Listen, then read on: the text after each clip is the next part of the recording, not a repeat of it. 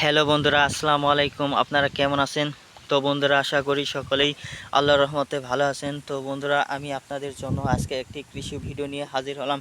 তো বন্ধুরা, আপনারা স্ক্রিনের মধ্যে যে ভিডিওটি দেখতে পাচ্ছেন, তো বন্ধুরা এটি আপনারা দেখে চিনেছেন বা যারা চেনেননি তাদের সাথে পরিচয় করে দিই। তো বন্ধুরা, এই গাছটি হচ্ছে বন্ধুরা ডাটা ডাটা শাক বলা হয় বা সবজি হিসাবে এই ডাটার যে দেখতে পাচ্ছেন এগুলো কিন্তু খাওয়া হয়।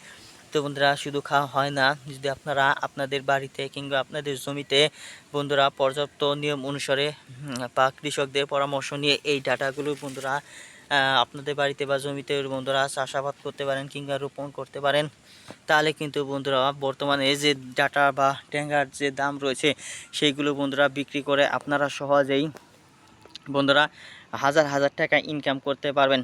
তো বন্ধুরা, কারণ হচ্ছে ডাটার দাম কিন্তু বন্ধুরা সব সময় বেশি থাকে না, যে সময় দাম বেশি থাকে সেই সময় মূলত আপনাকে এই ডাটাগুলো রোপণ করতে হবে। তো বন্ধুরা, এর ফলে কি হবে, যদি আপনারা বাড়ির আঙ্গিনায় ডাটাগুলো রোপণ করতে পারেন তাহলে কিন্তু বন্ধুরা যে পরিমাণ অর্থ দিয়ে এই ডাটা কিনে খেতে হয় তা আপনাদের টাকাগুলো বেঁচে যাবে।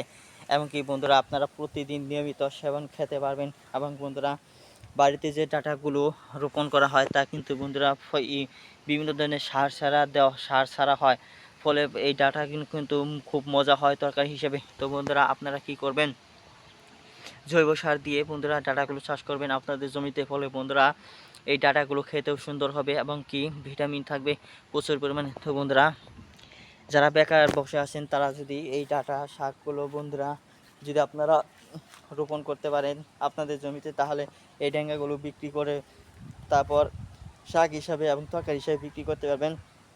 ফলে আপনারা এই ডাঙ্গা বিক্রি করেই আপনারা সংসার চালাতে পারবেন, দিন যাপন করতে পারবেন খুব সহজেই। তো বন্ধুরা, ধন্যবাদ আপনাদেরকে।